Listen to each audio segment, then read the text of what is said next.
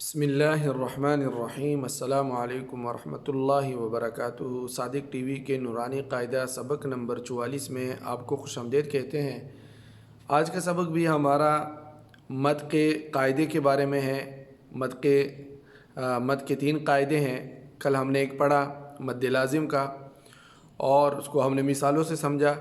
آج ہم دوسرا قاعدہ اور دوسری قسم مد کی پڑھیں گے جو مد متصل ہے، مد متصل، اور کل کو پھر ہم پڑھیں گے تیسرا قسم۔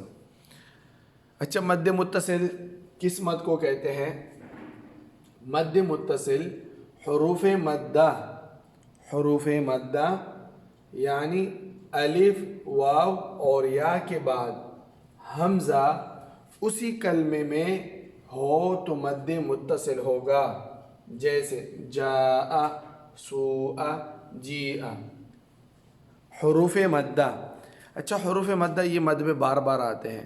بچوں کو ہم نے صحیح طریقے سے حروف مدہ ہم نے اس کی خوب مشق کرانی ہے تاکہ ان کو حروف مدہ صحیح طرح یاد ہو کہ حروف مدہ کسے کہتے ہیں، کیونکہ یہ سبق ہم نے بہت پہلے پڑھا ہے، تقریباً 22 نمبر سبق میں ہم نے اس پہ پڑھا ہے حروف مدہ کے بارے میں۔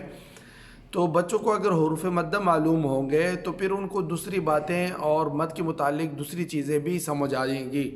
اگر حروف مدہ ہی معلوم نہیں ہوگی اور وہ صرف جو ہے بس انہوں نے رٹ لگایا ہوا ہوگا تو مد کے بارے میں بھی ان کو کچھ سمجھ نہیں آئے گا، کیونکہ ہم نے پہلے حروف مدہ کو سمجھنا ہے صحیح طرح، اور پھر ہم مد کے متعلق مد کے تینوں اقسام کے متعلق ہم صحیح طرح سمجھ سکتے ہیں۔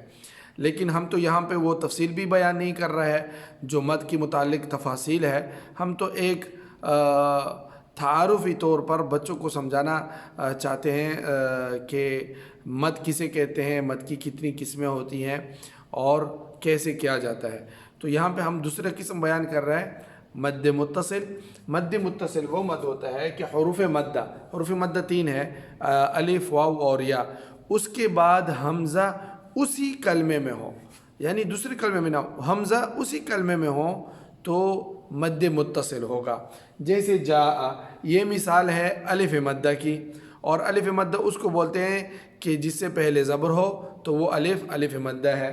اور سوء، یہ مثال ہے واو مدہ کی، واو مدہ اس کو کہتے ہیں کہ واو ساکن سے پہلے ضمہ ہو تو پھر واو مدہ ہے۔ اور جیء، یہ مثال ہے یا مدہ کی، یا مدہ اسے کہتے ہیں کہ یا ساکن سے پہلے زیر ہو تو یا مدہ ہے۔ اب ہم ان کو پڑھیں گے بھی اور ہجے بھی کریں گے۔ تو یہ آپ نے سمجھ لیا کہ حروف مدہ مد متصل وہ مد ہے جو حروف مدہ یعنی الف اور واو اور یا کے بعد حمزہ اسی کلمے میں ہو تو مد متصل ہوگا۔ اس طرح پھر آپ قرآن پاک سے ان کو مشق کرائیں مختلف مثالوں سے اور ان سے نکلوائیں کہ مد متصل نکلوائیں، مد متصل نکلوائیں۔ مثال کے طور پر جاء، جیم الف مد زبر جاء، حمزہ زبر ا، جاء وقفا جاء، سین واو مد پیش سو، حمزہ زبر ا، سوء وقفا سو، جیم یا مد زیر جی، حمزہ زبر ا، جی وقفا جی۔ یہ بھی الف مدہ کی مثال ہے۔ عین زبر آ، طا الف مد زبر طا، عطا، حمزہ زبر ا، عطاء وقفا عطا،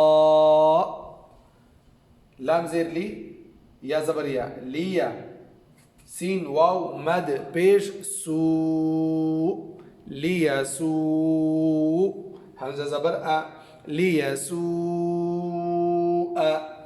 وقفا لیسوء، یا مدہ کی مثال۔ با زبر با، را یا مد زیر ری، بری، حمزہ زبر ا، بری وقفا بری، یہاں پہ بھی الف مدہ کی مثال۔